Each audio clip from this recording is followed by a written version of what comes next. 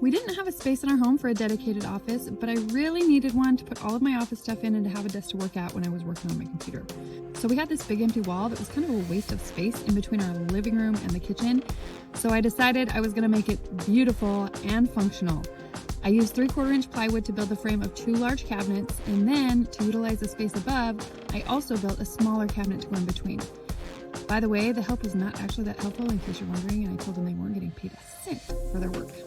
I wanted my shelving to be adjustable so I could fit all of my junk in there, and once all the shelves were in, it was time to paint. I love the finish my Graco 360 paint sprayer gives, and I highly recommend it for any medium to small projects like this. I built a desk out of poplar that I stained and sealed with a polyacrylic top coat, and then to give it a little bit of a high-end look, I tiled the backsplash with some gorgeous marble tile from Riyadh Tile. After painting and installing the doors that I ordered from Fast Cabinet Doors, I installed all of the hardware, and look how beautiful it turned out. This space has not only been so functional, but also so beautiful, and I am so happy I did it.